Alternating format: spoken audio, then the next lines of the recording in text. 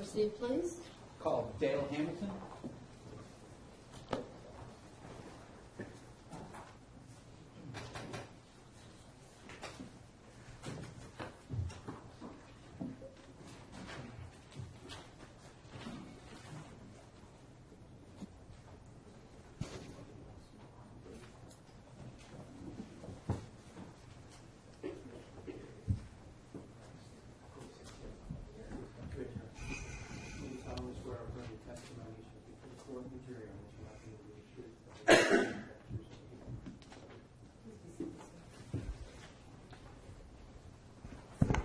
Mr. Hamilton, I'm going to get you to start by introducing yourself to the jurors who are seated over on the left side. Okay. My name is Dale Hamilton. And if you don't mind, spell your first and last name for the court reporter who's seated over here to the right. Dalehamilton. And Mr. Hamilton, where generally are you from? Ackworth, Georgia. Okay. And is that up in Cobb County? Yes, sir. And you traveled down to Glenn County pursuant to subpoena to testify in this case, correct? Correct. Up in Cobb County, where are you employed? Regions Bank. And can you tell the ladies and gentlemen of the jury, what do you do at Regents Bank? I'm a mortgage loan officer. How long have you worked for Regents as a mortgage loan officer? 8 years. And prior to that, have you always worked in the banking industry? Correct. And about how long in the industry? 19 years. Okay. I want to talk a little bit about what brings you down here to Glenn County pursuant to subpoena for this case. And I want to direct your attention to June the 18th of 2014 at Acres Mill Square. Do you recall something happening over at Acres Mill? I do. Let's get a little bit of background information for these jurors first of all. What were you doing over at that location? I typically have lunch at the Subway there. Is that very near where you work? It is. And just give us a general feeling of where your office would be with Regents compared to that Subway location. I'm on Cumberland Parkway, which is maybe 10 minutes from the Subway. All right. Is that on the other side of Cumberland Mall? Correct. Okay. And I've had you look at an aerial before. I'm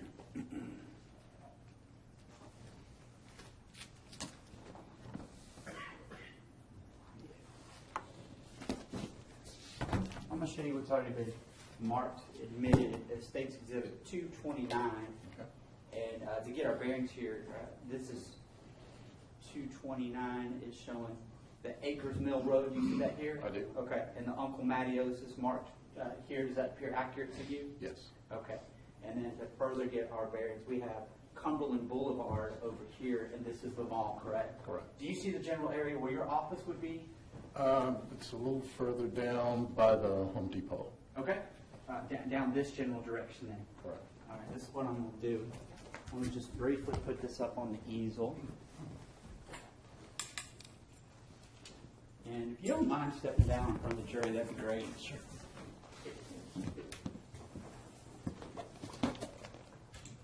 This right here.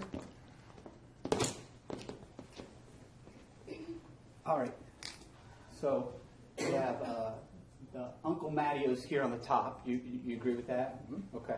And then Cumberland Mall is over here. And you had mentioned that your office is a little bit further down towards the Home Depot. Correct. My office would be in this area. Okay. So it's even south of the Chick-fil-A. Correct. All right. And we've got I think the Regents Bank is down on the right or the left? It's if you're going south, it's going to be on the left. It's Okay. at the intersection of South Atlanta Road and Cumberland Parkway. All right. And then the Subway that we have is actually in here in the same building as the Uncle Matteo's. Is that Correct. correct? It's 2 doors down from Uncle Matteo's. Right. So the jurors on this side can see. I'll turn it this way a little bit for you.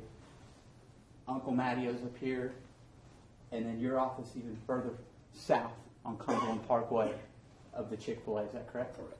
All right. And in terms of places to eat and places to go for the general public, there's more of that over here towards the mall area on this side. Would you agree? There is. Over this area, this is more office space, with the exception of Chick-fil-A, and of course there's a Publix and a Home Depot over there. Correct. You can take your seat.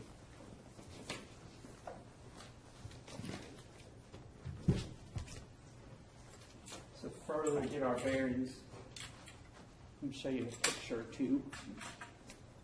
You had an opportunity to look at some photographs with us in preparation for this case. Do you recall that? I do.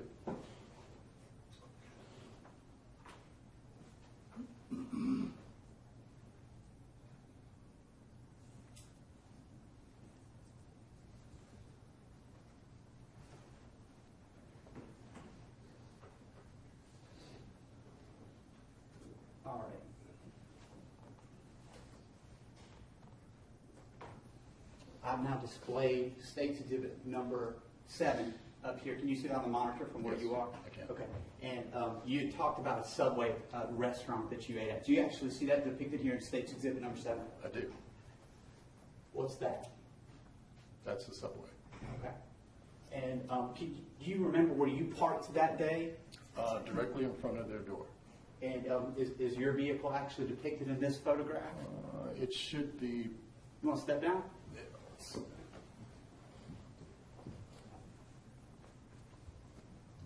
I was parked in the space here. Actually, you can see the corner of my vehicle where I back in when I was pulling out. Right here on the edge? Correct.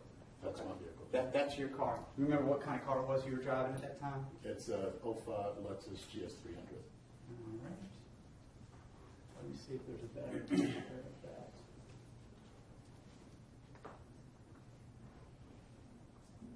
Yeah, so now we'll go up here to State's Exhibit number 11. I don't know if that's any better, but it certainly puts it more towards the center. Is your vehicle one of the vehicles that's in here inside the crime scene tape? It is. It's this one here. This one right here? Correct. Okay, is it backed in? It is. All right, sir. You can go take your seat again. I'm giving you some exercise today, I know. Exactly. All right. So, explain what happened as you were leaving the subway on June the 18th of 2014. Okay. As I was pulling out of the subway, my car was facing the other direction, and I was backing out. As I backed out and started towards the exit to get back in Acres Mill to head to work, the vehicle that you see pictured there pulled in front of where my car was, actually with the cars kind of sideways. And then at that point, the gentleman got out of the front seat, opened the door to the back seat, and proceeded to get the child out of the car seat. Okay. So this is State's Exhibit number 11. When you said you came out of the restaurant, is this the door that you exited, the rear door of the restaurant? Of the subway, correct. Okay. And had you already gotten in your car when you first noticed this vehicle coming in? Actually, when I initially got in the car, it wasn't there yet.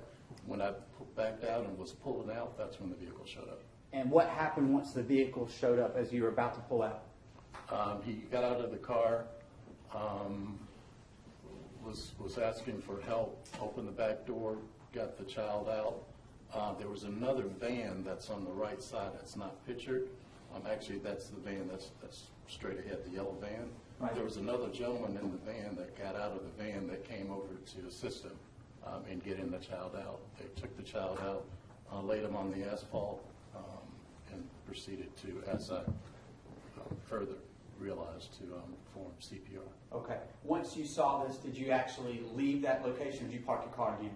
No, actually, I stopped and got out of the car, and as I was walking towards the incident, there were 2 Cobb County police cars that pulled in as well. But they literally pulled up while you were still on the scene. Correct. And I want to ask you about the weather conditions that day. It was June in Cobb County. Can you describe for the jury, what was it, a hot day? Sunny, hot day, maybe 92, 93 degrees, pretty warm. And the driver of the vehicle, Mr. Harris, where, of all the places, where did he put the child in the location? Can you actually see it? Yes, it was over, not directly on the curb, but near the side on the asphalt there. Right here, covered by this blanket? Correct. Now, did you hear Mr. Harris say anything while this was going on? I did. And can you just describe for the jury what you heard? He says, "What have I done? What have I done?" Then he called the child's name. I think his name was Cooper. He said, "I killed my son. What have I done?" As he laid him on the ground. The gentleman that got out of the work van, and then there was another gentleman, I think he was at the Mattios, came over to assist him. And then the gentleman that was driving the vehicle kind of got out and was walking around and walked on the other side of the vehicle and was trying to make a phone call. You saw him get on the phone? Correct. Did he ever ask you or anyone else while you were out there to call 911? No. Now, I want to ask a little bit about Mr. Harris's demeanor. When you first saw him, can you describe his demeanor to the jury? He got out of the vehicle with a sense of urgency, got the child out of the car seat, laid him down on the asphalt. I'm trying to remember, I think he knelt down next to the child, but then the other gentleman came out, and then the gentleman that was in the van, they were assisting him, trying to revive the child. And at that point, that's when he kind of got up, walked on the other side, was saying, "What have I done? What have I done? I've killed my son. What have I done?" And that was, How was he acting? What did you see? he was distraught. As I said, he was trying to make a phone call. He was distraught. But there were, everybody grieves in a different way, so it's kind of hard to say, was it believable or not, but, he was distraught. Was there times when he was, saying things on one instance, yelling out, and other times when he was acting calm? Well, he was calm when he was on the phone. And then, as I said, he was kind of frustrated. I don't think his initial call went through. And it looked like he had tried to dial again. And then his demeanor kind of swayed back and forth at that point. While the other gentlemen were trying to care for Cooper on the ground, where was he? He was pacing on the driver's side of the vehicle, and then he went back around to the other side of the vehicle. This side of the vehicle over here where I'm pointing, on the right side of this photograph? Yes. Okay. And did you see whether he was on the phone or appeared to be on the phone at all? He appeared to be. Now, at some point, you talked about the police officers arriving, 2 police cruisers? Right. It was, they were seemingly by the time they got him on the ground and started trying to revive the child, there were 2 Cobb County police officers that pulled in. I don't think that they were there for that, because when they pulled in initially, there were 2 cars, and then one car stopped abruptly when he saw what was going on, and the other car didn't see exactly what was going on and kind of rear-ended him. That they actually collided with each other a little bit as they responded to the scene. Is that correct? Correct. All right.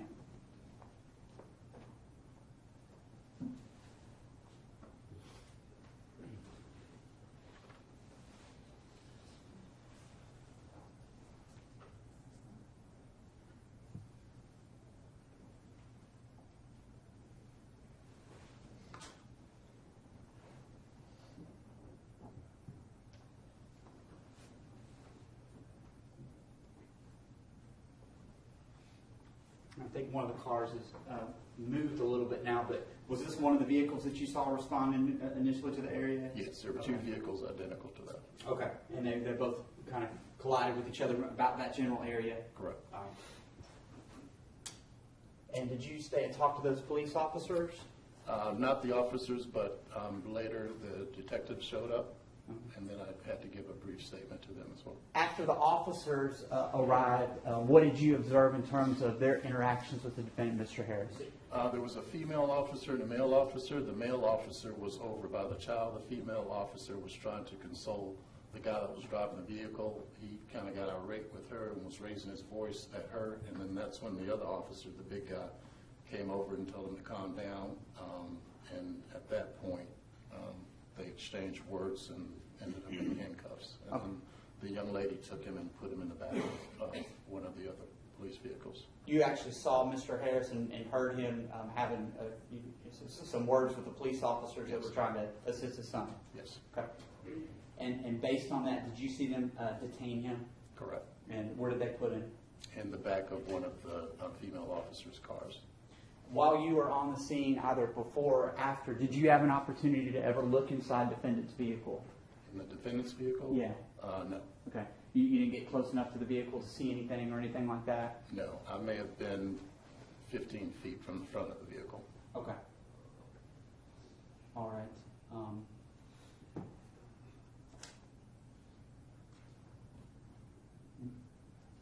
Let me ask you this.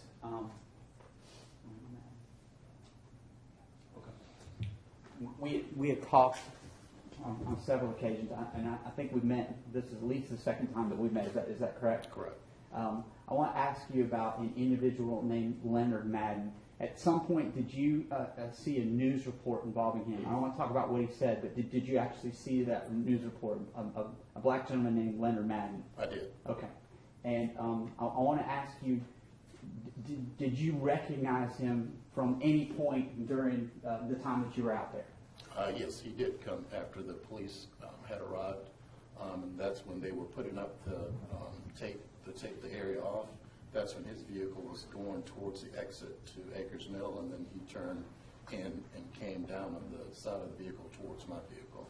Okay, great. I want to follow up with you on that. Was he out there initially, this individual, Mr. Madden, was he out there initially during this course of time that you just described for the jury prior to police arriving? No.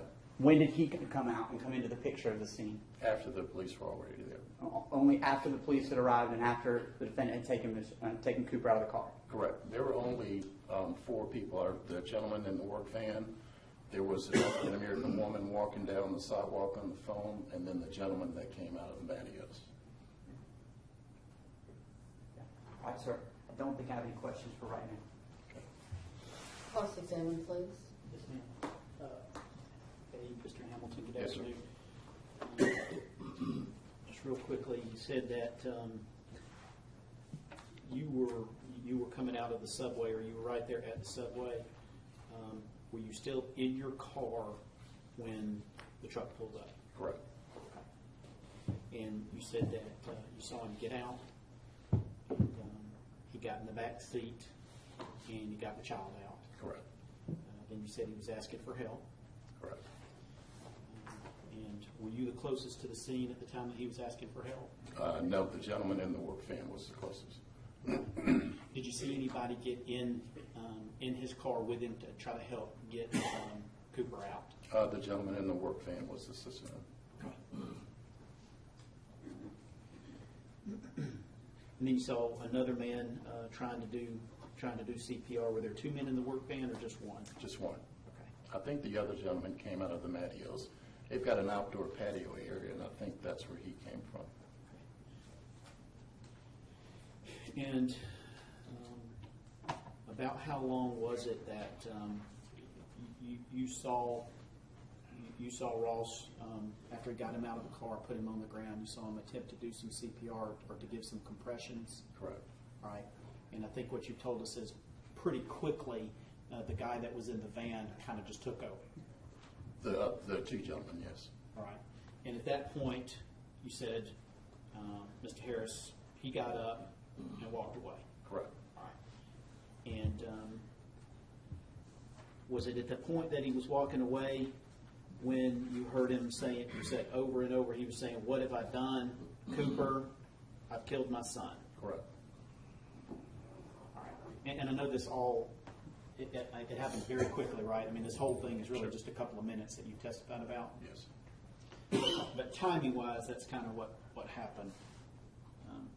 Gets the child out, puts him on the ground, tries to do some compressions. The other guys come over, they take over. He gets up, and that's when he starts the "What have I done, Cooper? I've killed my son," and he's walking away. Correct. Okay. All right. And you didn't hear anybody call 911? No, sir. Okay. You're where someone did.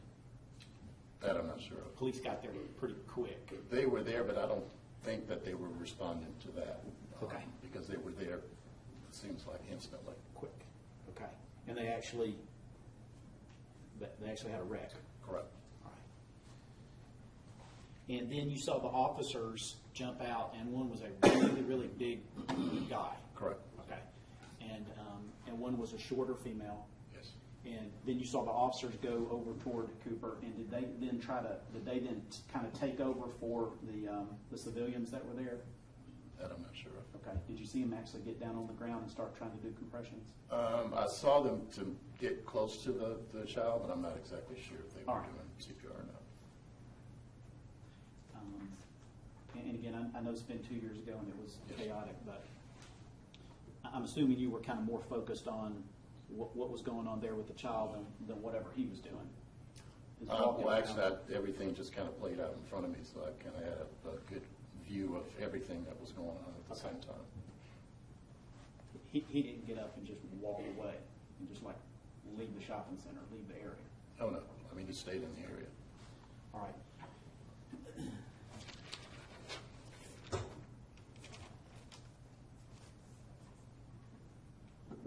You described him as distraught. Correct. All right. And I'm assuming that's a description for, pretty much the whole couple of 2 or 3 minutes this all went down until he got taken into custody.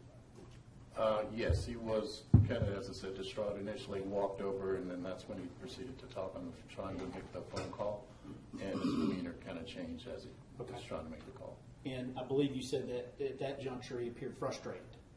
Correct. Okay, almost as if maybe the call wasn't going through? Yes. Okay. Hey, stand up, please. Is this the man that you saw that was distraught? It is. Okay, thank you.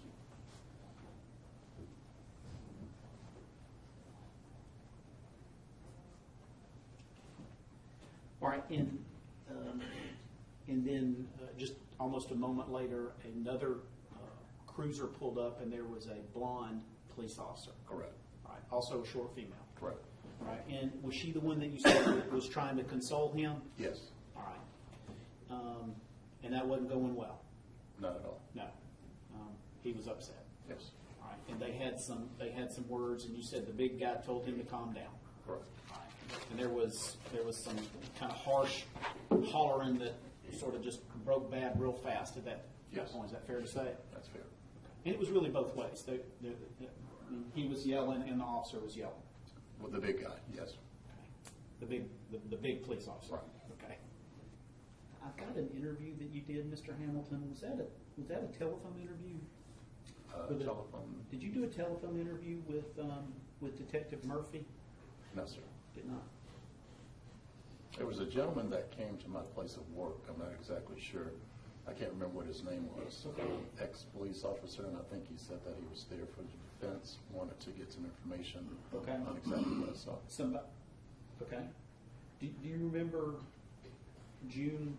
Do you remember June the 25th being contacted by telephone by Detective Murphy and giving a short statement on the telephone? No, sir. Okay.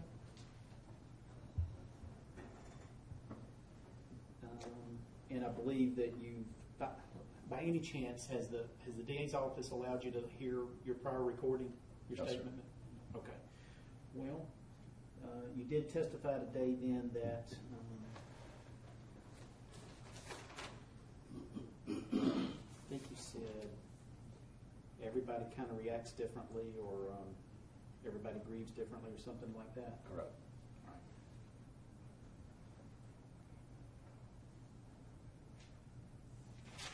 right. Okay, and you told us about seeing this other gentleman that you had seen on the television,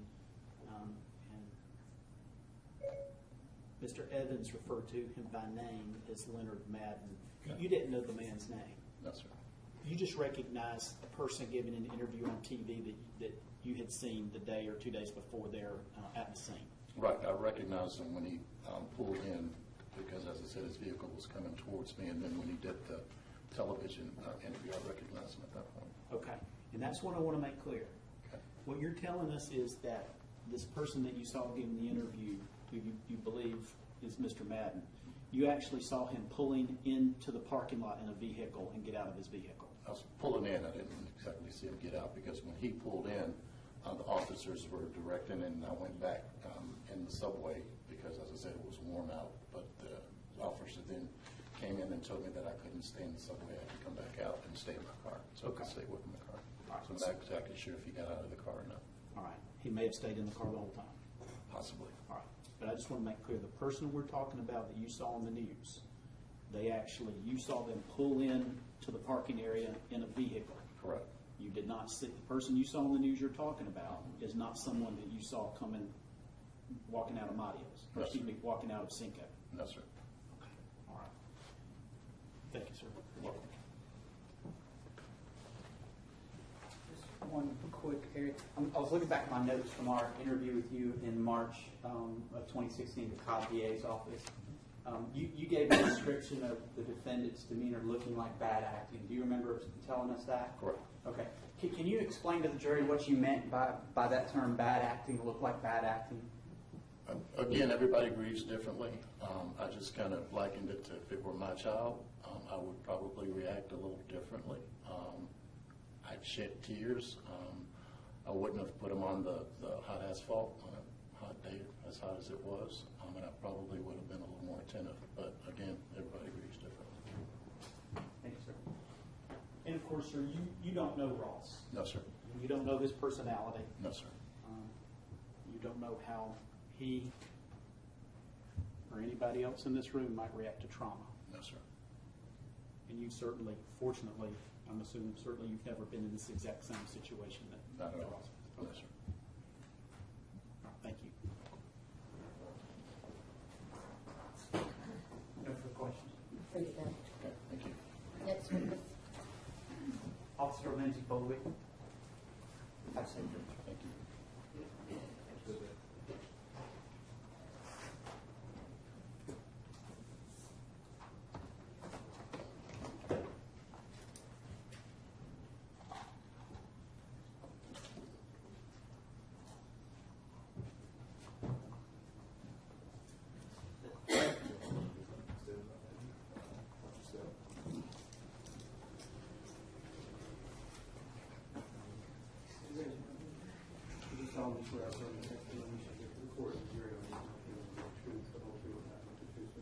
I did. All right, ma'am, if you will, introduce yourself to the jurors. They're seated to your left. Detective Foglia, Cobb County Police, currently assigned to the Crimes Against Children Unit. And why don't you spell your first and last name for our court reporter? She's to your right. First name is Lindsay, Lindsay. Last name Foglia, Foglia. I've called you to the stand as Officer Foley, and that's accurate. You are a police officer, correct? Yes, sir. But you're no longer a uniformed police officer. Correct. Why don't you describe for the jury what you currently do, and then I'm going to ask you a little bit about your background with Cobb Police. Yes, sir. Currently, I work with Crimes Against Children, so it's anything from sexual, physical, mental abuse of children. How long have you worked with that unit with Cobb County Police Department? Since April of this year. And that's a relatively new transition then. Yes, sir. What did you do prior to that? Before that, I was at Precinct 2 for about 2 years. Before that, I was at Precinct 4 for a couple months. And then before that, I was at Precinct 3.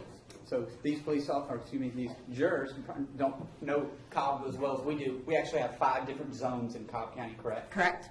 And was there a portion of time that you worked in the Acres Mill area? I did. That was Precinct 3. Precinct 3 covers that Cumberland Road kind of area and Acres Mill Road, correct? Yes, sir. Okay. And how long did you work a beat there? How long did you work in uniform division over in that area in Zone 3? A little over 2 years. And what were your responsibilities as a uniformed police officer over in Zone 3? Respond to 911 calls, calls for service, domestics, anything that came in through dispatch. Do you know who Officer Piper is? I do. Okay. Now Detective Piper, correct? I believe she's officer there again. Okay. And how about Officer Gallimore? Yes, sir. And how did you know Piper and Gallimore? We worked the same shift at Precinct 3, evening shift. Back on June the 18th of 2014, were you working on that date? Yes, sir. And why don't you describe what you were doing and what Gallimore were doing prior to responding to this scene? Yes, sir. Well, it was a short day for Precinct 3. Not many officers were working. We weren't supposed to be proactive in any way because we didn't have a lot of people working the road. Just in case something important came out, there would be enough officers to respond. Officer Gallimore and I were going to Acres Square Shopping Center to go sit in the parking lot, type reports, and do a zone patrol. There's a lot of entry and autos in that area, or there was then, and just to be a presence so that it would deter people from breaking into cars. As we were pulling in, Officer Gallimore was in front of me. We were in 2 separate patrol cars. He was in front of me. He turned right. I looked left to make sure no one was turning when I turned. As soon as I looked back right, Officer Gallimore had slammed on the brakes and was getting out of the car. Okay. Now, I want to be clear here. Had you been dispatched to this area over at Acres Mill, or were you already going over there on your own? We were already going over there. Okay. When he slammed on his brakes, what happened? We had an accident. I ran-ended him. Okay, you ran in the back of his vehicle. I did. Okay. I want to show you. He must have stopped the car fairly quickly. Is that accurate? Yes, sir.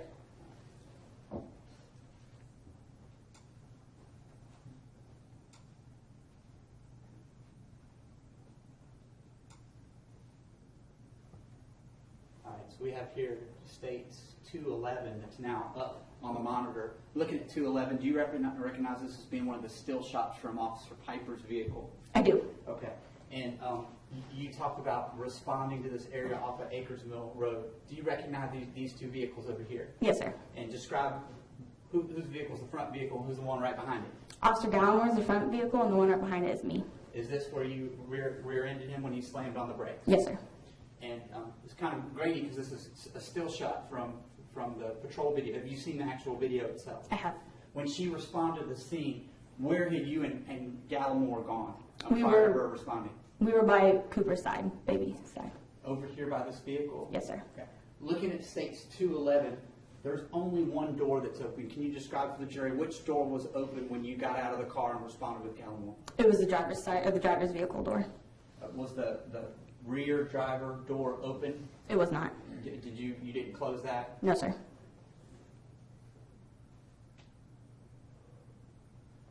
This is a photograph as Officer Piper's making the turn and coming in a little bit closer. It's very hard to see here, but these two bodies, is that you and Gallimore over Cooper? Yes, sir. Were there any civilians when you first arrived on the scene? Not that I saw, not when I got there. Officer Gallimore got to Cooper's side first. Okay. Why don't you describe, first of all, about what time of day this was? It was about 4:24 in the afternoon, approximately.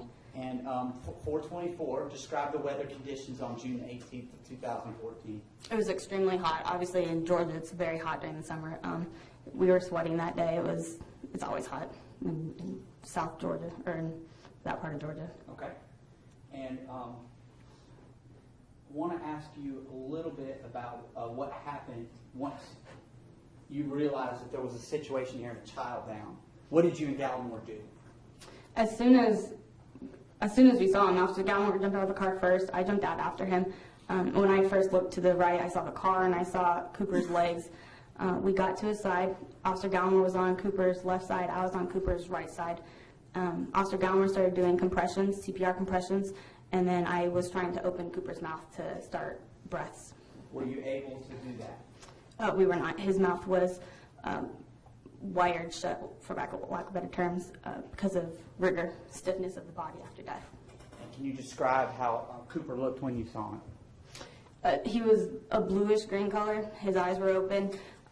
Like I said, his mouth was shut, but I could see what I think was his tongue or part of his lip coming through the openings of his mouth or the openings of his teeth. And he was stiff. He had lividity, which is pooling of blood at the lowest points of the body. And At some point after you realized that you had this situation, did you radio out what was going on for assistance? I did not. Officer Gallimore did. Okay. Gallimore did that. Yes, sir. And what did you do in terms of the scene before Officer Piper arrived? Before Officer Piper arrived, Officer Gallimore and I just kept on trying compressions. Didn't realize at first that Cooper was dead, I think because of hope and wanting him to be alive. So we were talking with each other. I said, hey, I can't open his mouth. Officer Gallimore yelled up to the crowd, is he choking?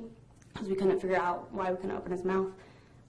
That's when Mr. Harris came by the side. I didn't know who he was at that point. I shooed him away because we were trying to still do CPR. And I believe that's when Officer Piper got there. So the scene that you're describing here, is this Mr. Harris's vehicle? Yes, sir. This is State's Exhibit number 7. And this white portion that's sticking out just around the corner of 7, is that where Cooper lay? Yes, sir.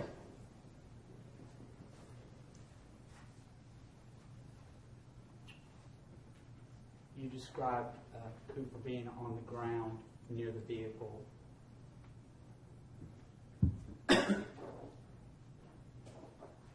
Is this the condition that you saw him in, looking at State's Exhibit number 51? Yes, sir. Okay.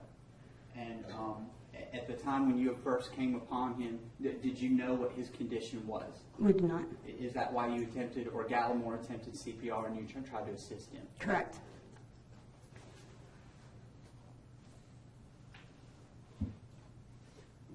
When Piper arrived, did you have any interactions with the defendant, Justin Ross Harris? Only when he had come down after Officer Gallimore asked if he was choking, if Cooper was choking, he came over to Cooper and I shoot him away. That was the only interaction I had up until Piper arrived. What happened when Piper arrived? When Piper arrived, she came to see if we needed any help with anything. I asked her to keep everyone back from the scene so that we could stay around Cooper, try to keep him away from everyone. And I asked her to get his information because I noticed he had been pacing back and forth by the crowd, and then he went on the other side of the vehicle, other side from Cooper's body, away from the vehicle. Okay. So he had actually kind of separated himself from that scene, from Correct. the vehicle. And when you say he was pacing around on the other side of the vehicle, let's go to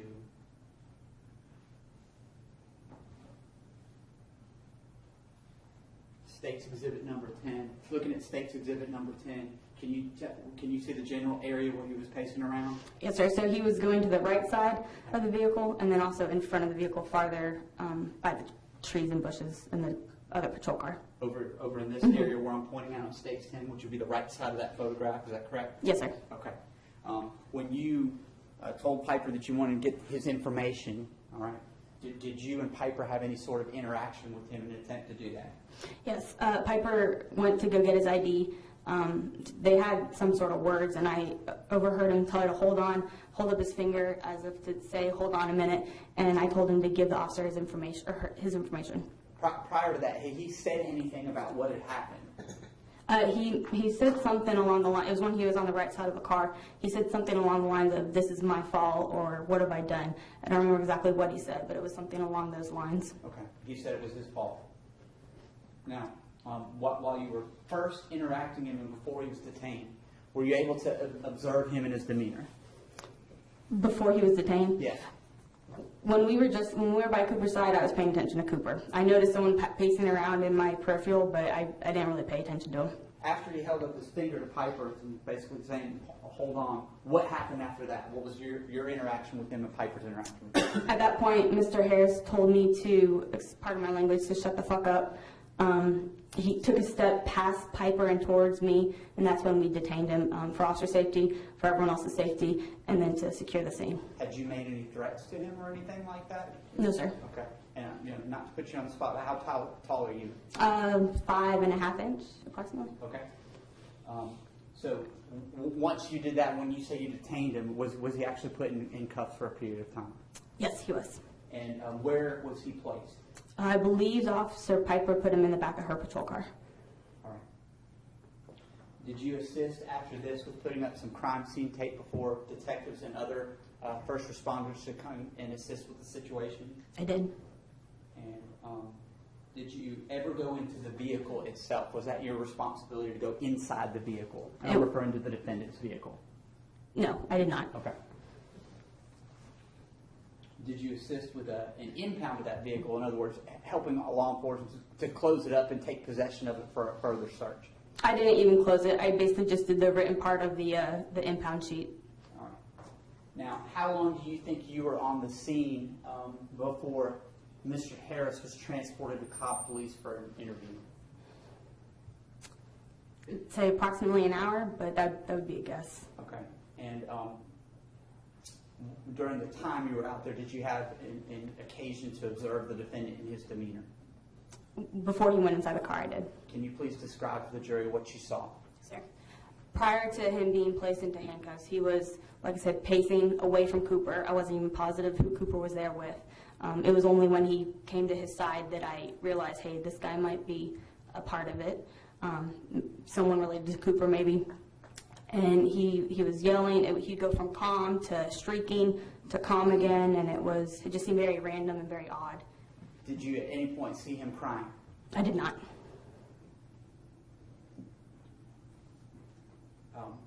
Before he was detained, did you see this shift in demeanor where he would be saying things in one instance and then not saying things on the other? That's Lee. You describe how it happened before he was detained. What was he doing? Prior to being detained, Yeah. he was pacing. He would shriek out like it's my fault, and then he'd be calm again, and you wouldn't really hear where he was. And then the next time you'd hear him, he'd be somewhere else because he was still pacing around. And he'd go for periods of long silence, and then he'd go to shrieking again. Prior to detaining him, was he at any point on the telephone? He was on it a good bit, I believe. Do you know if he called 911? I do not. I don't believe he did. I know we didn't get the 911 call when we pulled up, but I'm not positive he did while we were on the scene or not.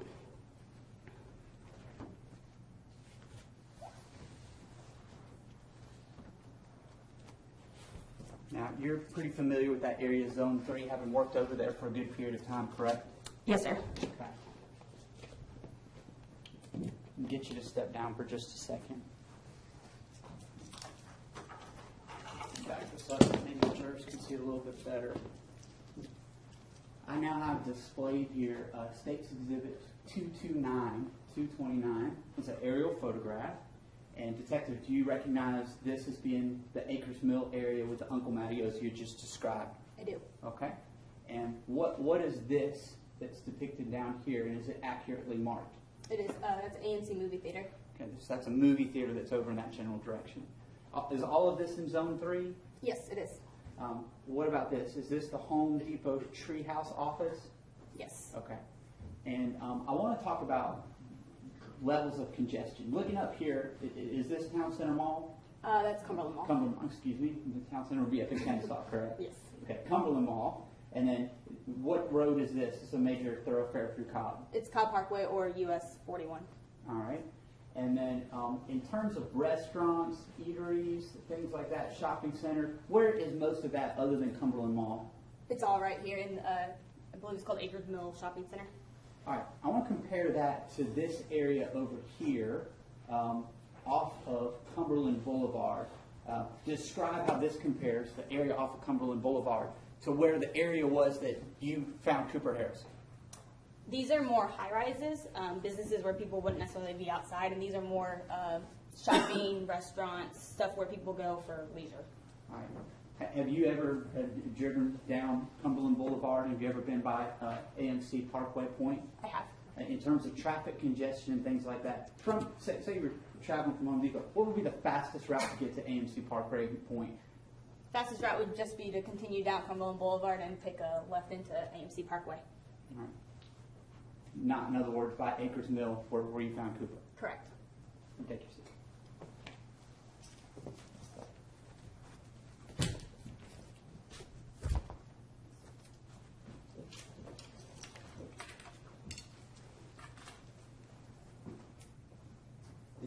The individual that you've described as Justin Ross Harris, I'll refer to him as the defendant as well. Do you see him here in the court today? I do. If you could just point him out and describe what he's wearing for our record. He's over there in a grayish white shirt and pink striped tie. Thank you, ma'am. I think that's all I have. Hey, Brian, can I get defense one, please?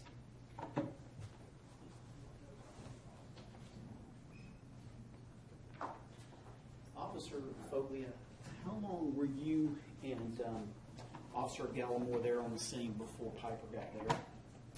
I don't know exactly, but a few moments. 20 seconds maybe? I couldn't say for sure. I'd have to look at the video.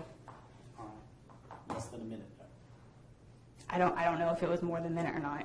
It was a short time. She went from as soon as he put over the radio that what was going on, she left her evening spot down by the movie theater and rushed up to us. Okay. Well, is that a close approximation, you think? Maybe from the time that you got on the scene until she got there is about a minute or two seem about right? It could be. It was short. I don't know exactly how long though. All right, and were you aware when she got there? I believe you testified that you were. Yes, sir. Okay. And you saw her pull up. I saw her come over to us. I wasn't paying attention to the cars going by. And did she direct people to step back? She did. And at the time she was doing that, Mr. Harris was still in the area and he was screaming, right? I don't know if he was screaming at that point, but he was still in the area. All right. And isn't it true that almost immediately she asked for his ID? Yes, she did. Okay. And then there was the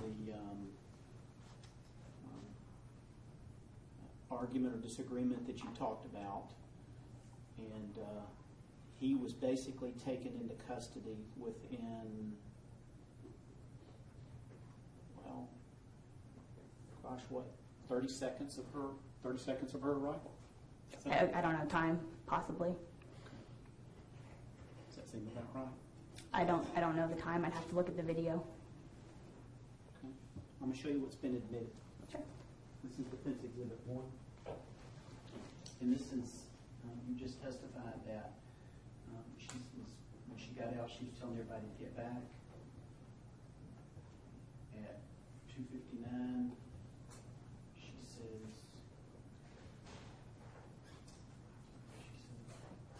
I need your ID. Okay. Okay, and here's where the argument is.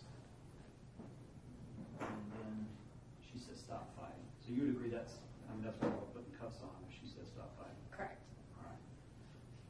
And depending on whatever time the patrol car video started, that was at the 3:12 mark. Okay. All right, does that sound about right? Okay. And you think you may have been there maybe a minute or so, maybe two? Possibly. Very short period of time. Okay. What we're talking about, this entire incident was a very short period of time, what you testified to. Is that Okay. fair to say? It Couple was minutes. short, yeah. There was a lot going on in that time period, though, so. All right. And you and Gallimore jumped up, y'all got out of the car and went over there, and I believe you testified that y'all started trying to do some, or actually Gallimore started trying to do some compressions. Correct? And you said that, well, I'm looking at your report. Do you have a copy of your report? Not in front of me, I don't. Well, if you need it, I'll let you see it, okay? You said that, is it true that you attempted to open the baby's mouth and couldn't open it? Correct. And that's because it was already rigor. Correct. And then I believe you testified, the same as in your report, that Officer Gallimore asked if the baby had something in his mouth, and at that point his father, Justin Harris, came to the baby's side. Correct. Okay. I know you were helping him and you were focused on what y'all were trying to do. But did you have any idea exactly where Mr. Harris was when Officer Gallimore asked that question? I do not. Okay. So as far as you know, Mr. Harris could have been just steps away from where y'all were. Well, no one was steps away. People were farther back on the sidewalk. Okay. Because when you first got there and y'all tried to start helping, you automatically shoot everybody back. Correct. Okay. So if Mr. Harris was right there with his child, he was one of the people, could have been one of the people that y'all shoot back and he had to step out of the way. He could have been. I wasn't. Officer Gallimore got there first. Okay. And then, according to your report, Justin Harris came to the baby's side. Correct. So at some point in time, he walked back towards y'all to where y'all were with Cooper, right? Correct. And there weren't any walls up around you. There weren't any tents up. So anybody that was out there at the scene could have seen him walking right back over there like you described in your report. Correct.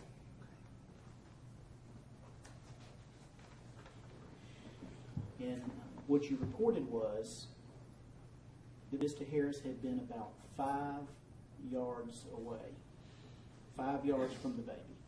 Prior to that.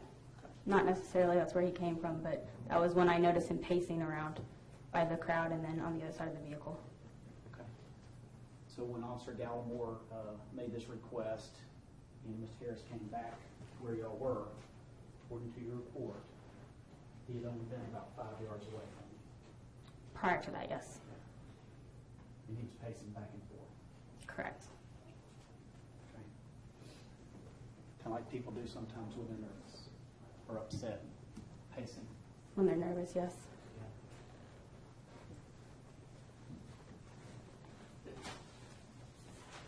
And you saw him not just pacing, but with his hands on his head.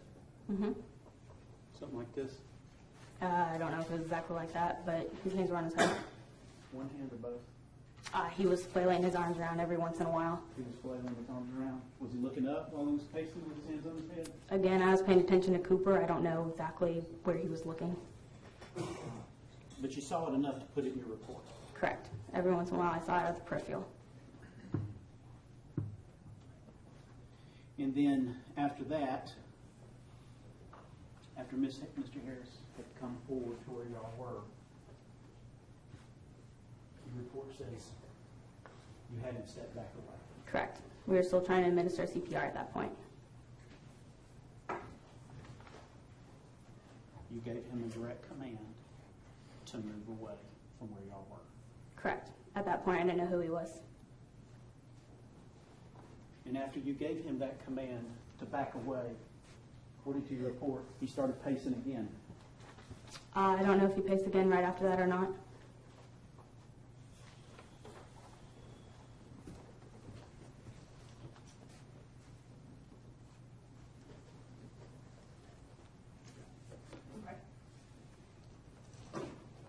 After you gave him a command to back away from where y'all were with the baby, he put his hands back up and started pacing again, right?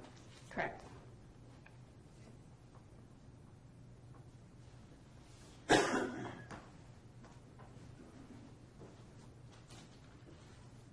Just moments later, y'all were asking for his ID, right? Correct. Officer Piper did. And he didn't obey that command. Correct. He put his hand out to her because he's trying to make a phone call, right? Correct. Like, hang on. Right? Correct. And he ended up in handcuffs and arrested. Not because he was making a phone call. Correct. Okay. Well, he disobeyed that command. He didn't give you his ID at that point. Correct. And there's nothing in here saying that he attacked you. No. Okay. You thought he had an attitude. He became uncooperative. Uncooperative is the same thing as not obeying a police command, right? Could He be. didn't cooperate. Okay. And just moments before that, you had given him a direct command to back away from where he was, right there with his child, right? Correct. And if he hadn't obeyed that command, that would have been uncooperative. You could have arrested him for that. Isn't that true? Could have. Probably wouldn't.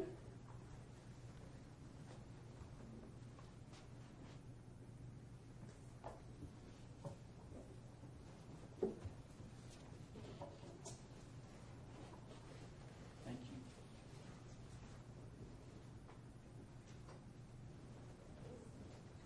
Did Mr. Harris ever offer to assist you in Gallimore as you're trying to care for his child prior to being detained? No, sir.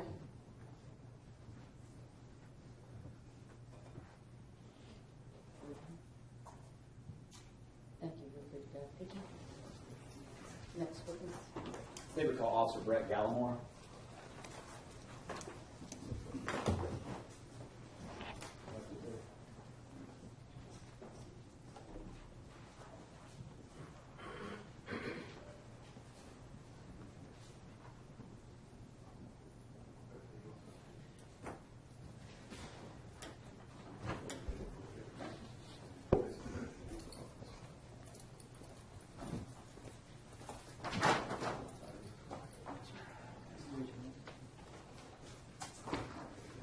You solemnly swear upon the testimony which you give to the court and the jury that you shall bear with the truth, the whole truth, and nothing but the truth, so help you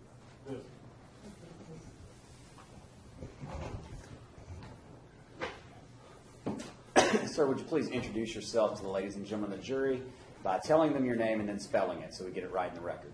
Yes, sir. My name is Officer Gallimore, Brett Gallimore. It's B-R-E-T-T. Last name Gallimore, G-A-L-L-I-M-O-R-E. I work for the Cobb County Police Department. Officer Gallimore, you fitting okay in that chair in that box, sir? Yeah, it's a little tight in here. All right. Officer Gallimore, where do you currently work? I work Cobb County Police Department, like I said. I also work at Precinct 3, there's 5 precincts. I work in the most southern part of Cobb County. How long have you worked with Cobb County Police? 4 years now. Okay, and have you always worked as a patrol officer? I have, at the same precinct. Okay. Well, I think we've explained to the jury fully what post-certified is and what a patrol officer does and things like that. Are you post-certified? I am post-certified. Okay. And do you respond to typical patrol officer calls I like do. other officers? Yep. Okay. Back on June the 18th of 2014, what zone were you working at? I was working at Precinct 3 still. and I was working 315 beat. We have different beats there, so that's the beat that I was working that day. Did you get a call that afternoon to respond to Acres Mill? I did not get a call, no. Okay. What were you actually doing? I was actually conducting a zone patrol. There's a shopping center called Acres Mill Square. That area had been getting a lot of in and out. It was people breaking into cars, taking people's personal properties out of there. I was actually going in there to conduct a zone patrol into that LA Fitness area and shopping center. And who were you working with that day? Officer Foglia. During that day, did you actually come upon something over by the Uncle Matteo's? I did. Okay, tell the ladies and gentlemen of the jury a little bit about that, what you first noticed, and where it was. Yes, sir. I was driving down Acres Mill Road from Cobb Parkway.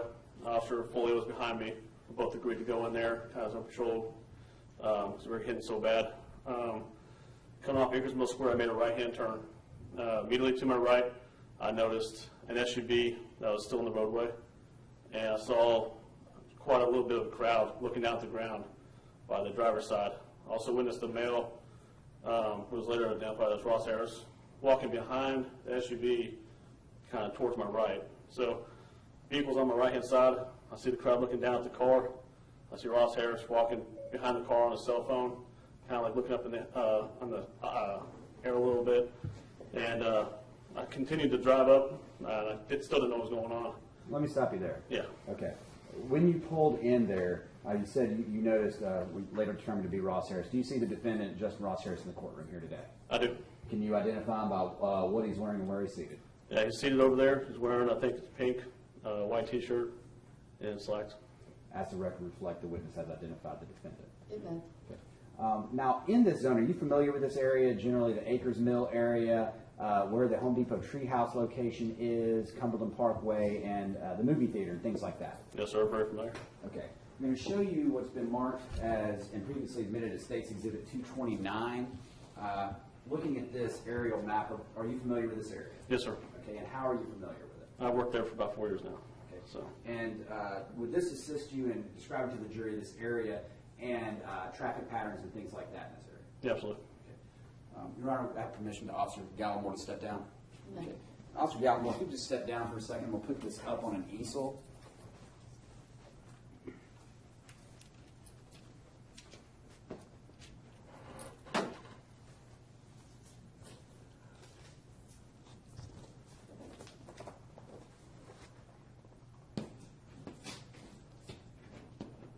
All right, now let me get a pointer here.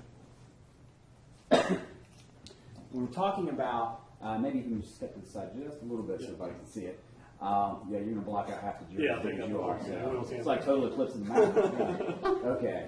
Looking at Uncle Matteo's up here, you familiar with that area? Is that what you were talking about where you were? Yes, sir. Okay. Now, you're familiar with this area and what's depicted as the Home Depot Treehouse office there, correct?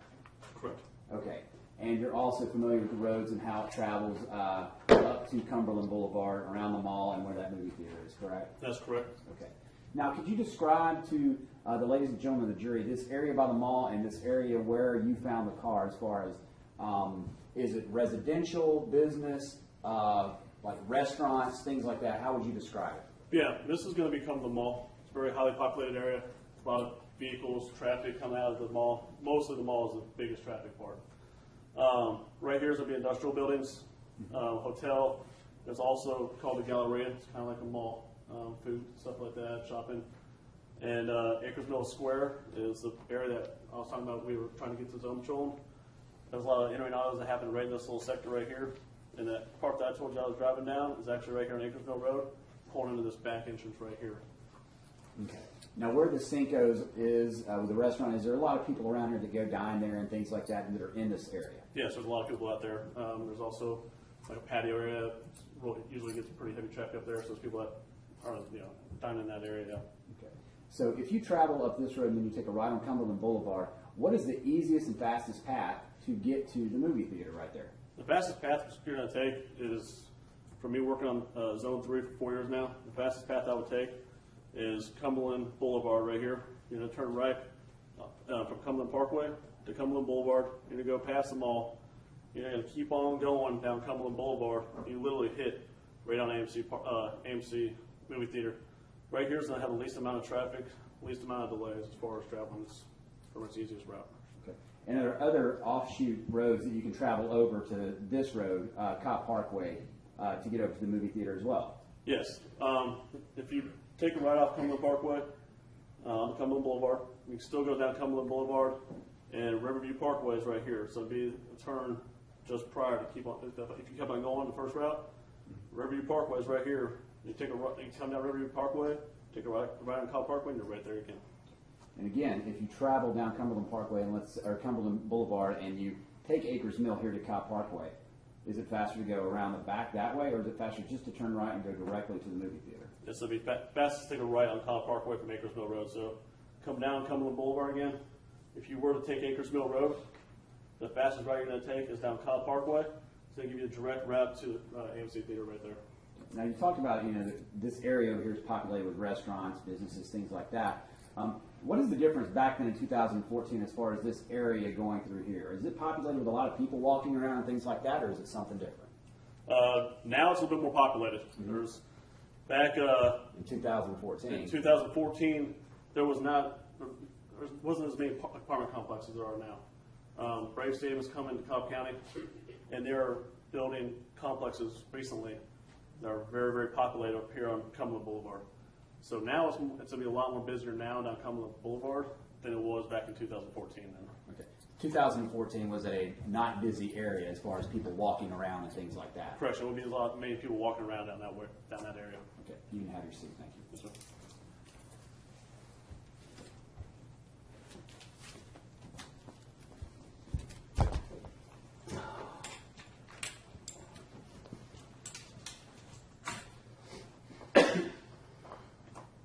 Okay, Officer Gallimore, I had stopped you and you were discussing the fact that when you pulled in, you saw a crowd of people around a child, and you saw what turned out to be the defendant on the other side of the vehicle. That's correct. One actually walking on the back side towards the other side of the vehicle. Okay. Was he anywhere close to the child at that point? No. At that point, did you hear what he was saying or anything like that when you first pulled up? No. I was still inside my car. At some point when you saw this, what did you do? When I pulled in, like I said, my car was on the right. I saw the crowd looking down towards the driver's side door, and I continued to go forward to see what everyone was looking at.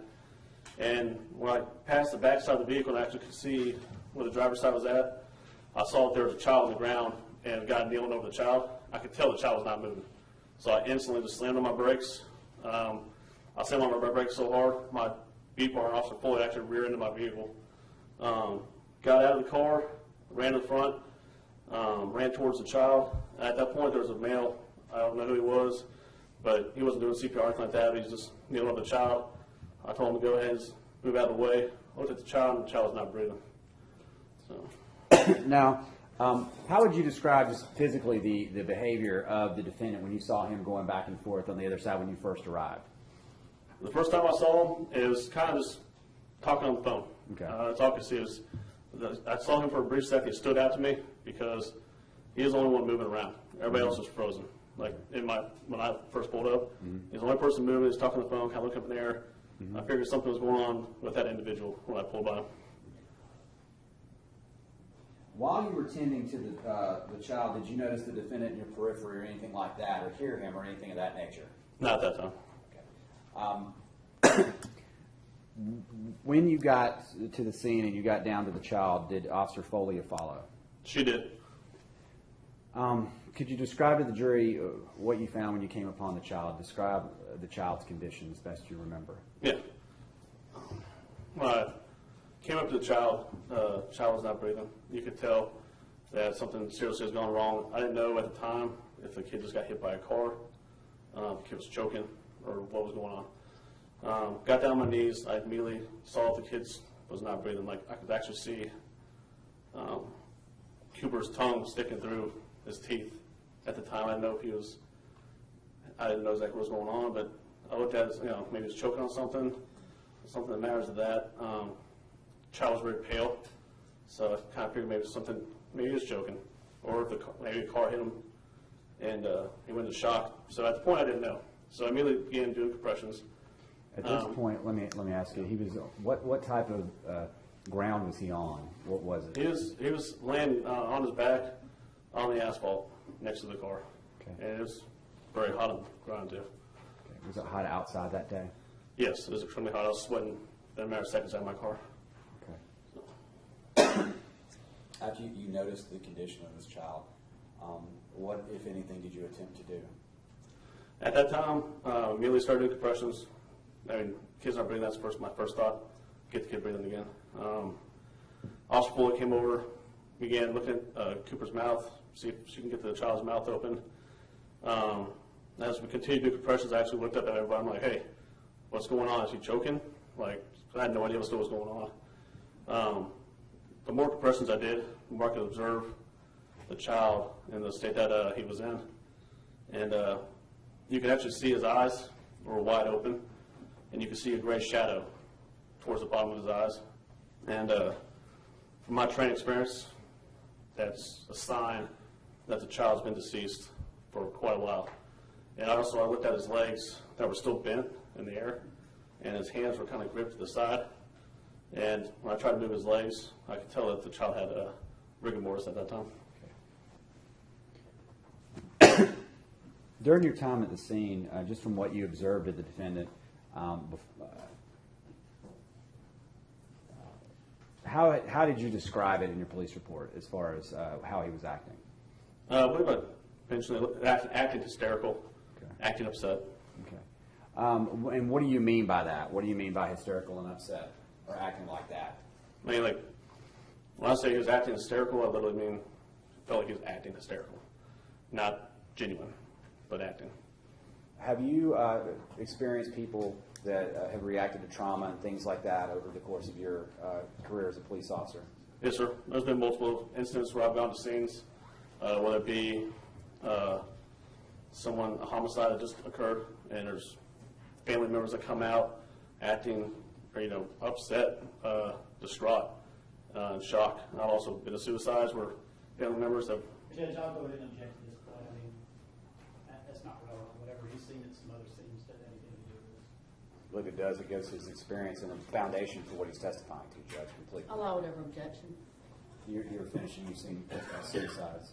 Yeah, I write on suicides where a husband is called and said his wife just shot himself or shot herself, and I've seen the look on him and the way he acted and the emotions that take place during some kind of instance like that. Let me ask you this. Would you agree, having done this for that long, people react differently to trauma? They do. Okay. So is there a general spectrum? I mean, there's got to be a broad spectrum of how people react. Yeah, there is. There's usually like a consistency in the way they act.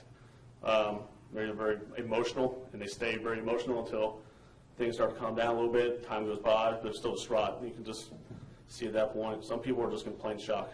They got that stare, like they just keep staring at you, like they're just out of it. Like catatonic? And there's consistency in the way each person is different, but there's also consistency in the way each person reacts to things. And within that broad spectrum of how people react, was the defendant's behavior at the scene, from your experience, outside of that spectrum? Same objection. Same response. Well, to that objection, we'll sustain the objection. I'm going to overrule it. You can ask it based on what you objected to. Thank you. That means go on. Move forward. Hurricane's coming. No, it was not artfully phrased, but it means that you can answer the question. Over objection. I'd say there's no consistency in the way he was acting whatsoever. Now, when can you estimate to the jury how many chest compressions you did? Just to estimate as best, how long were you down there with that child? It felt like a long time, but I would have to estimate. I didn't really start losing track after I started. I was doing compressions at the same time. I'm talking to Officer Foglia, like, hey, I think this child's been dead for a long time. I don't think there's anything else we can do. And she kept on, and she even said, like, let's just keep going, let's just try. And it got to that point where it wasn't, we couldn't try any further. It was obvious at that point. But I would have to say it was probably about 90 to 100 in that area. That's how I would estimate. And when you arrived, was there only, how many doors were open? I believe it was just the driver's side door. Did you ever close any doors or anything? No, I went immediately to the ground with the child.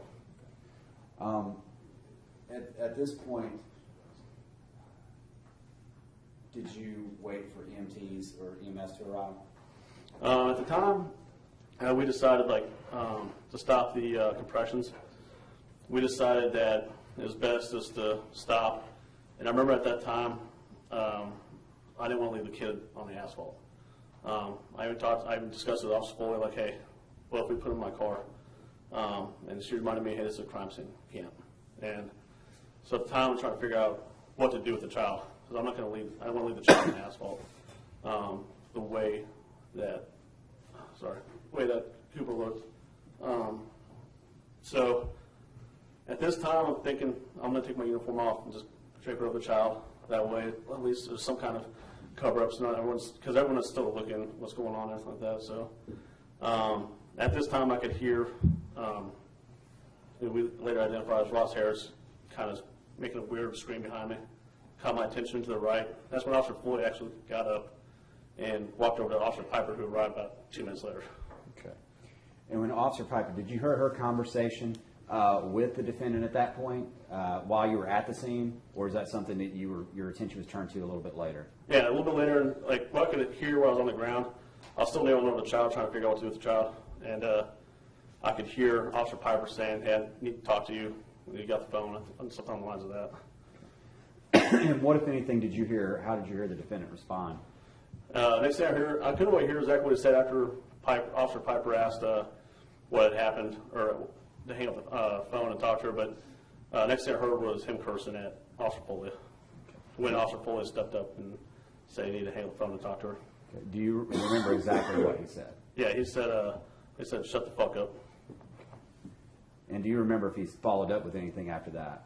Yeah, at that point, I had to leave the child on the ground, and because when I looked over, at that point I looked to my right, and I can actually see Ross Harris looking down at Lindsay, or Officer Foglia, looking down at her and saying, "Shut the fuck up." At that point, I felt that there was maybe a threat was at that location, so their safety. So I get up and I told him to watch his fucking mouth, screamed at him. He turned and looked at me and brought his attention towards me and said, "Fuck you." And now, when he said that, did he say that as loud as he said that stuff to Foglia, or have you reviewed the patrol car audio? Yeah. Could you hear that part on it? I didn't hear that part. I remember it clearly because he looked right in my eyes and said, "Fuck you." And as he was turning and looking towards me, I was walking up towards him. At that point, I told Officer Piper and Lindsay, I said 10-15, which means detain him. Because at that point, it was best for his safety and ours that he's been detained. And did you assist handcuffing him? I did. They both, right when he started saying that, I didn't even have to say it. They were already grabbing his wrist to go ahead and put handcuffs on him. And after that happened, did you stay with the child? Yeah, I walked back towards the child, and because I saw that they had him under control at that point, and EMS was arriving. Well, the first EMS was arriving, the fire department. And when they arrived, did you help in any way as far as with EMS or lead them toward the child or anything like that? Yeah, I advised them where the child was located.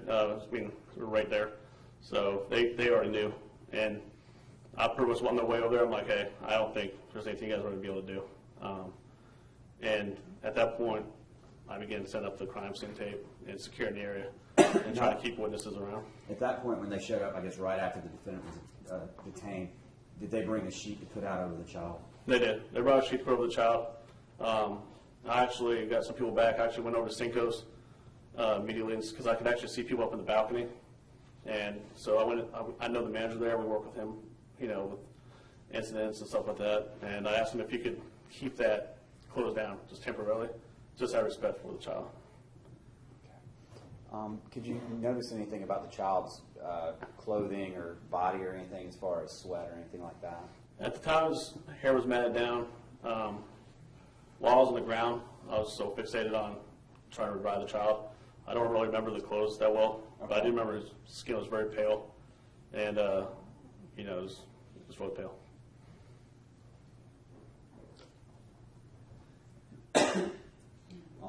After, did other detectives and officers show up on scene? Yeah, my sergeant showed up on scene pretty quick. He used to work in Persons. He was my current supervisor at that time, as well as detectives from Persons and other detectives from other areas to try to help out the other departments. Did you start cordoning off and setting up what's known as a crime scene, an initial Yeah. crime scene? And Yeah. what do you do usually to do that? Set up the crime scenes. You pretty much try to get an area that's safe enough to put, the yellow tape up, put it around the crime scene, big square, just enough where people can work and keep safe, the area safe. During, excuse me, the time you were there, did you ever see the defendant in your interactions with him at all crying or anything of that nature? I never saw him cry once. Did you remain at the crime scene the entirety of the time? I did. I Okay. Tell the chose to. jury what your role was there at the crime scene after detectives and everybody arrived. Yeah, as the detectives arrived, I kind of gave them a rundown of what had just occurred, what I saw, what I witnessed. Then, as time went by, crime scene showed up. I helped along with the crime scene. They started taking measurements from as far as pictures, but as far as what I did is help with the measurements. Crime scene was doing the measurements from the child's area to what every corner of the car, the distance, and crime scene tech would yell out how far, how many inches. I'd write it down for him, help him out with that kind of aspect of things. And during this time, did you ever pay attention to the defendant in a patrol car, the back of the patrol car or anything? I had seen him, looked over a few times with them. Okay, and what did you notice when you looked back toward the car? Just calmness, sitting in the car. I didn't see any emotion whatsoever when I looked at him. And during the time, I'm sorry, still sick here. Did you do anything else once the crime scene was finally released? Once crime scene was released, pretty much helped gather up the sheets, crime scene tape, and that's about it.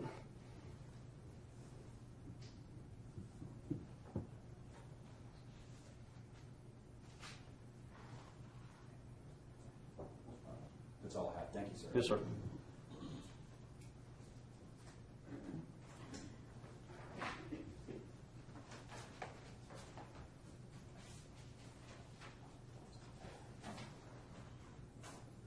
All right, Officer Gallimore, you are a sworn police officer, correct? That's correct, sir. And you're employed by Cobb County Public Safety.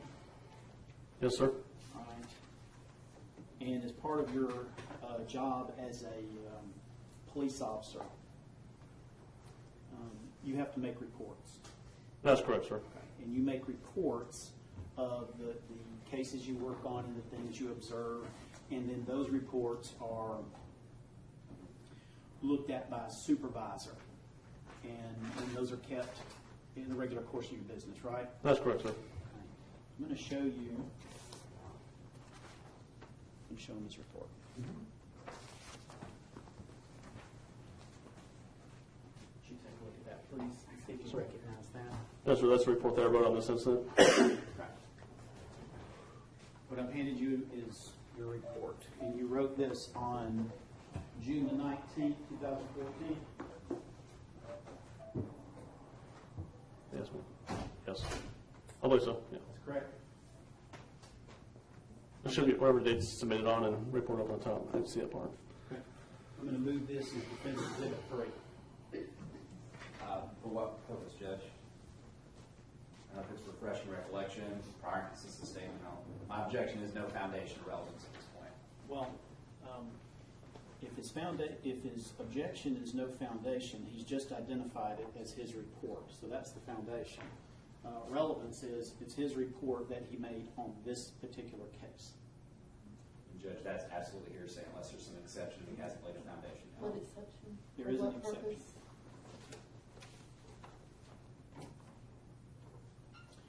24-8-8038. It's the public records and reports exception.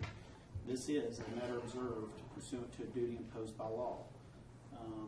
He's a public officer. There's a very specific, in the new evidence code, very specific code section. This is an exception.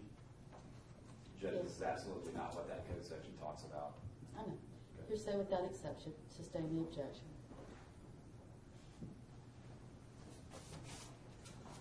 defendant's exception to the court's ruling. Since we're at the end of the day, Judge, I would just ask to make my proffer then at the end of the day after everybody's gone. If that's okay with you. We've done it. Okay. All right. I'll present your report. Yes, sir. We'll just go through it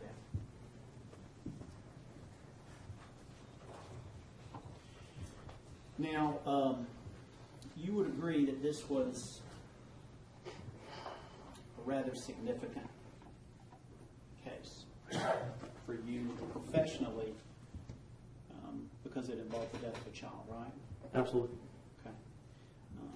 And you came back and you made a report that, was it that night or at the end of that shift or the very next day? It'd be at the end of the shift whenever I was going back to precinct. Okay.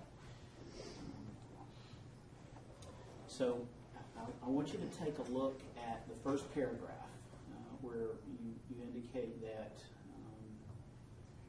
you see a crowd of people standing around a vehicle looking at the ground. And then you put in your report that you also witnessed a white male talking on a cell phone. And then you described, in your report, you described the demeanor of that man. Would you tell the jury how you described the demeanor of that man? I wrote it was acting hysterical and extremely upset. Acting hysterical and extremely upset. Okay? The man on the cell phone. Correct? Yes, sir. Okay. And is this the man that you're talking about? That in your report, at the end of your shift, said was acting hysterical and extremely upset? That's correct. Okay.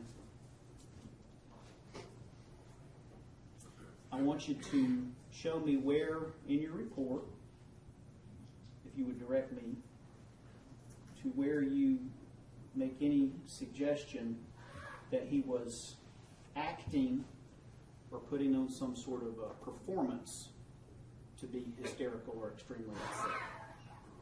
Well, I just put up there he is acting hysterical and extremely upset. Okay. That's actually why I put acting.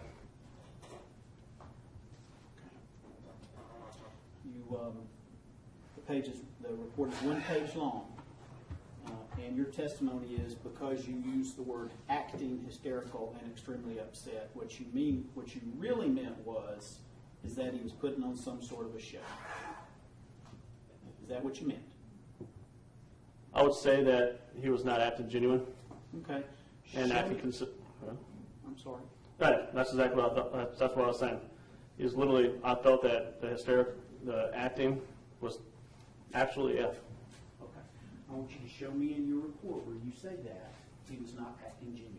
I do not put that in my report. You don't put anywhere in that report anything about putting on a show or a performance or that it was fake or false. Nothing like that in your report, is there? That's correct. That's just going off my memory. If you'll take a look at the second paragraph, the second to the last sentence. No, I'm sorry, the third paragraph. I'm sorry. Let's go all the way down to the fourth paragraph. Okay? You talk about the fact that y'all gave some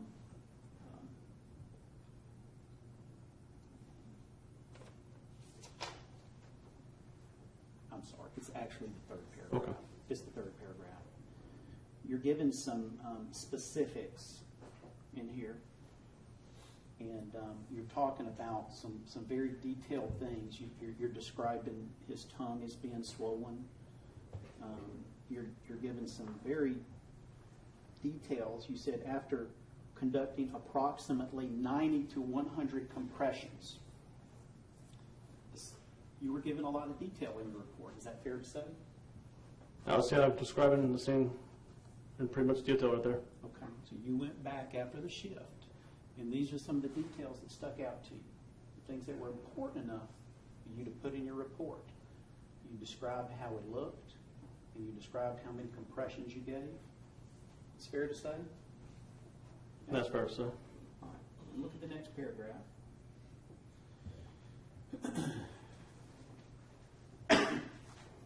You say, I reluctantly ceased CPR on the child and advised additional officers to start moving the crowd of people back to secure the crime scene. I want you to read that next sentence, please. When securing the scene, the father, Justin Harris, was still extremely upset and was not listening to officers when told to move back and provide his information. All right. So at the end of your shift, you drafted your report of those details that you thought were important. You said that when securing the scene, Ross Harris, the father, was still extremely upset. He was not listening to officers when told to move back and provide information. And you wrote that because that's what you observed and that's what happened on the scene. Isn't that true? That's correct.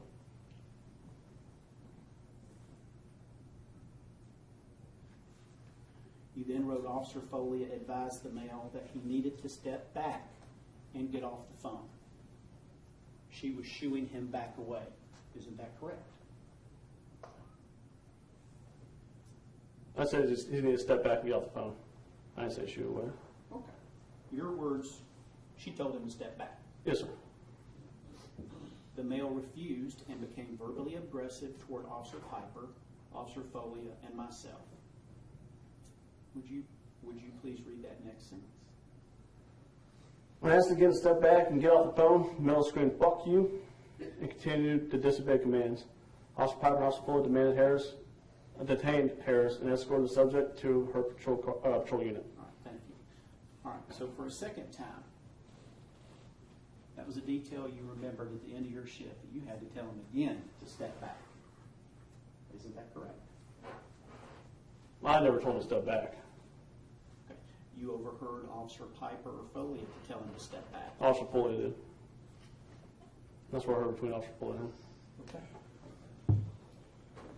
Now, when asked in direct, when Mr. Boyd was questioning you, he asked you, when you first pulled up, describe the demeanor when you first saw him.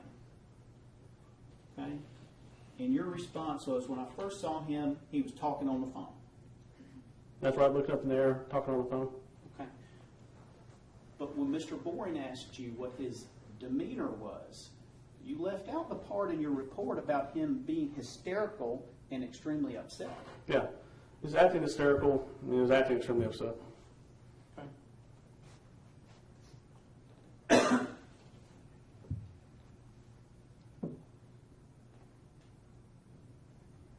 And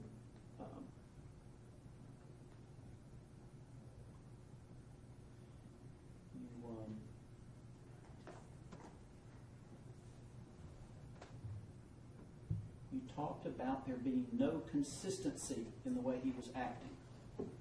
I want you to show me in your report where that was such an important thing that you noted that there wasn't any consistency in the way he was acting. In the report, I did not write down the consistency part. It was writing down consistency. It's just off my memory of what I remember from that day and how he was acting and the consistency of when he was acting extremely upset and when he was being detained and completely acting not upset at all within a matter of seconds. Well, you would agree in the last paragraph, you remembered enough to write, after collecting all evidence near where the child lay, we then carefully picked Cooper up, using his first name, picked Cooper up from the hot asphalt where his father, Harris, had placed his small body once removed from the vehicle. All those sort of details, they made it into your report, right? That's correct. That's what it says. Okay. You testified that after Mr. Harris said the F word to Officer Piper Foglia, you testified that you responded in kind. And what was it that you yelled at him? Watch his fucking mouth. Okay. And then your testimony was that he then said, F you. That's correct. Looked right at me and said, "Fuck you." Okay. show me in your report where you noted that. That is the part that I was trying to get across when he looked at me and said, fuck you. And that's when I said 10:15 after that, which was saying detain after that part.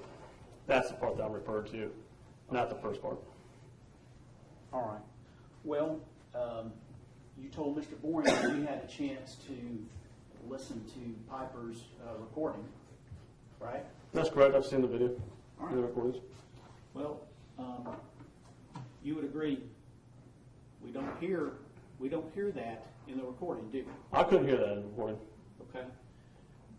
But you maintain that that's what he said, even though it's not in the recording. Absolutely. All right. And y'all were all right there together, you and Foglia and Piper? That's correct. All three of us were right there. Okay. As close as we are, or closer? Is that fair to say? All four of you and Piper and Foglia and Ross Harris. So you saying how close am I to Ross Harris? Or Yeah. who? Probably a little bit closer. All four of you were sort of right, almost within arm's reach while this hollering was going on. That's correct. Okay. So you certainly would agree that Officer Foglia and Officer Piper, they would have been close enough to hear if he had said that. That's correct. They could have. I can't testify what they heard or not. Okay. Were you aware there's a transcript of what occurred right there at the scene from Folia's recording in her vehicle? Was it Foley's or Officer Piper's? Piper's, I'm sorry. That's correct. Officer Piper did have one, from my best understanding. And have you looked at that transcript? I've watched the video with the warning on it. Okay. And you would agree that neither in the transcript or the recording do we hear this second FU from Ross Harris as you just testified to under oath? That's correct. I can't actually hear it. When I actually watched the video, I can't hear it. But he did say fuck you and look directly at me. You had a chance to take a look at Officer Folia's report and Officer Piper's report? Not in detail. Okay. Have you taken a look at it enough to note that neither of them mentioned? Objection, Judge, hearsay to what's in their report. They've already testified, Judge. That doesn't make it admissible. I'll sustain the objection.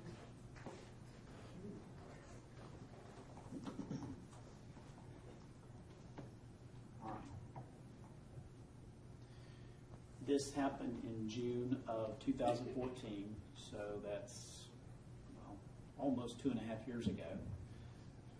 In all that time, you've never gone back and made any addendum to your report to add all of these things that we're now hearing about for the very first time today. I wrote this report and nothing else.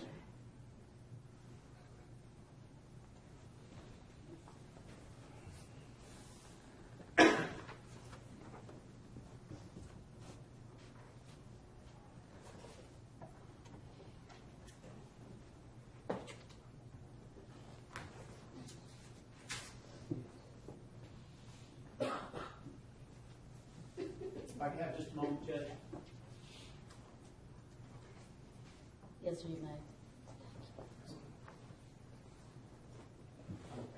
You are.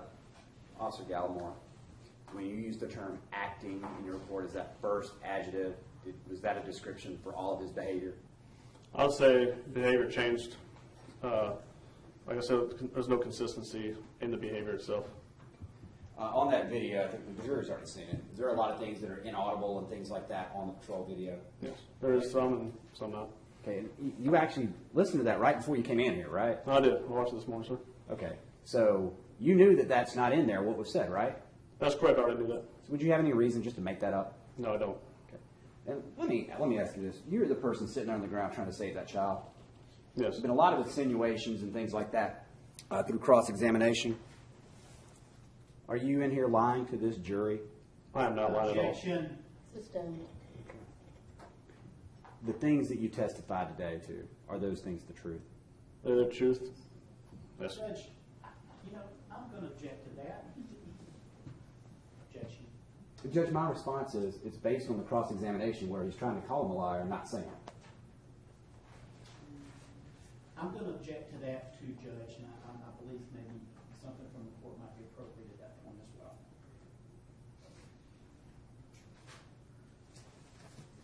I think we need to move on. Okay. That's all I have, Judge.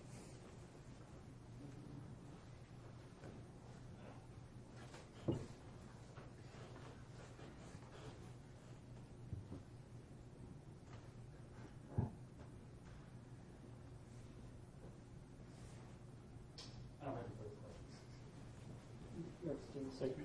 Yes, sir.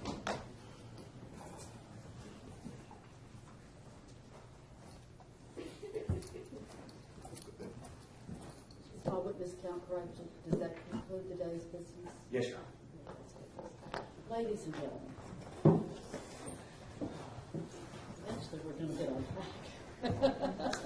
Right now, we all need to deal with the weather, and it's important that we deal with the weather and be safe so we can come back on Monday, 8:50, and we'll resume the trial. Now, leave your notepads in your jury room. They'll be locked and secure until you return to us. Keep an open mind. You've begun to hear some of the evidence. You haven't heard all the evidence, argument, or law. You're in no position whatsoever to be forming any conclusions about anything. Sort of kind of lock yourself where you are right now. Give yourself a bit of a break from this. Because I expect you're like me, you got to figure out where to put a grill and where, how to drag this furniture in and all kinds of things I've never had to do. But y'all had to do it and you know what to do. So y'all go home and y'all deal with the weather. And enjoy some, I guess, downtime. I don't know. But anyway, keep an open mind, don't form conclusions about issues presented to you by the evidence. Leave your notepads in your jury room. Do not talk to each other, anyone else, or let anyone talk to you about the case. It's imperative. Social media, you know people are watching, so don't do it because it'll cause a big problem. And anything else that you could think of to acquire information about this case, do not do it. The fact of the matter is that everything that the law permits you to have about this case, you will have. And that's the information you'll have to do your work as a jury. It's going to come to you. You have to give it time. And for what we do in this courtroom to have quality and integrity is that we must follow the law. And the law says that what you know about the case has to come to you from this courtroom, only this courtroom. So, let's take some time away from it, 100%. And then finally, be safe and well, and I will see you all on Monday. That's all right. Please let your step boy down.